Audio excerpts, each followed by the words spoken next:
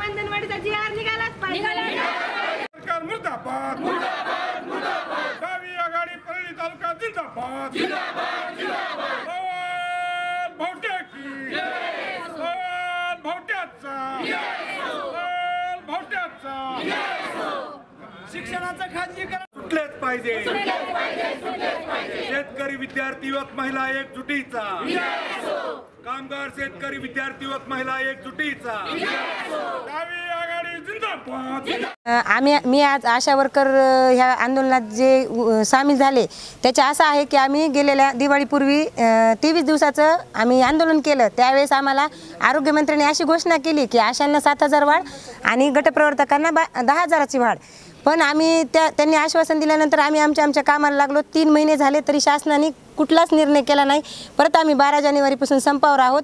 12 जानेवारीपासून संपावर आहे तरी कुठलाही मंत्री आमच्याशी बोलायला तयार नाही। आरोग्यमंत्र्यांनी घोषणा केली ती पण अस्तित्वात नाही आणखीन।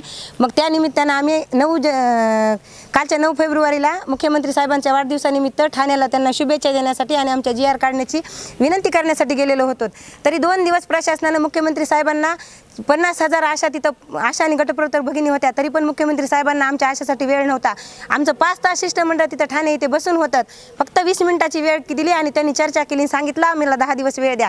3 महिने वेळ देऊनही शासनाला तो म्हणजे कमी पडला। तरी पण मग आम्ही अशी भूमिका घेतली की आम्ही आमचा जी.आर. काढल्याशिवाय तिथून हलणार नाही। 2 दिवस आम्ही रस्त्यावर झोपून होतो। तिथं कुठलीच सोय नव्हती, टॉयलेटची सोय नव्हती, पाण्याची सोय नव्हती। महिला तशाच उन्हातानात बसून होत्या। तरी पण महिलांनी असा निर्णय घेतला की आपण आता ही जागा सोडायची नाही जोपर्यंत आपल्याला आंदोलन आपलं पूर्ण होत नाही।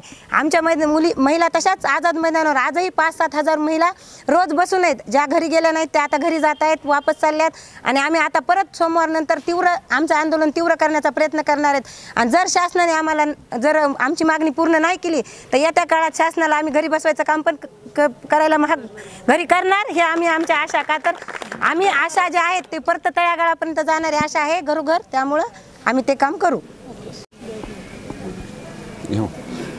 प्रामुख्यानं आत्ता जो काही देशभरामधला जो चाललेला सगळ्यात महत्त्वाचा मुद्दा चालू आहे तो मिनिमम सपोर्ट प्राईज, शेतकऱ्यांच्या शेतीमालाला आधारभूत किंमतीच्या संदर्भामध्ये जे मोठ्या प्रमाणात आंदोलन चालू आहे याचा परिणाम आपण आज इथं भोगतो आहेत की या परिसरामधला सोयाबीन उत्पादक शेतकरी आणि कापूस उत्पादक शेतकरी पूर्णपणे नागवला गेलेला आहे, ज्याचा उत्पादन खर्चसुद्धा बिलकुल निघत नाही आहे।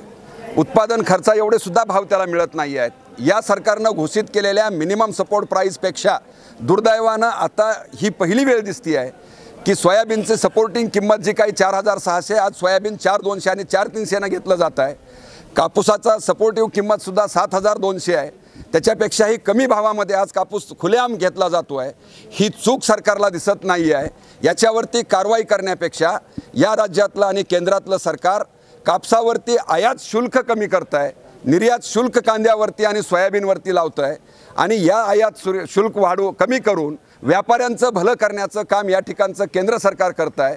या मुद्द्याला घेऊन सुद्धा देशभरामधला शेतकरी आणि शेतकऱ्यांचं कुटुंब आणि महिला अस्वस्थ आहेत आणि म्हणून या सरकारला जाब विचारण्यासाठी ज्या पद्धतीनं दिल्लीला शेतकरी गेलेत त्याच पद्धतीनं आज महाराष्ट्रातल्या देशभरातल्या बीड जिल्ह्यातल्या सर्व तहसील उपजिल्हाधिकारी कार्यालयावरती शेतकरी कामगार महिला सगळ्या एकजुटीनं येऊन या सरकारला जाब विचारतायत की कहाँ है मोदी जी की गॅरंटी।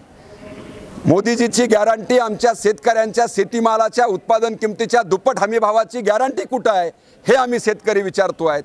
मोदीजींनी जी गॅरंटी आम्हाला रोजगाराच्या 2 कोटी रोजगाराच्या संधीची गॅरंटी दिली होती ती गॅरंटी कुठं आहे हे आम्ही मोदीजींना विचारतो आहेत।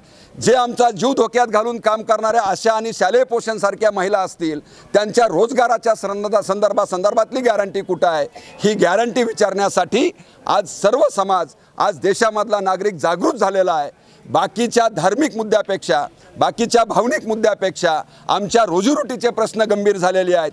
गरिबी आणि श्रीमंतीमधली दरी मोठ्या प्रमाणात पडलेली आहे।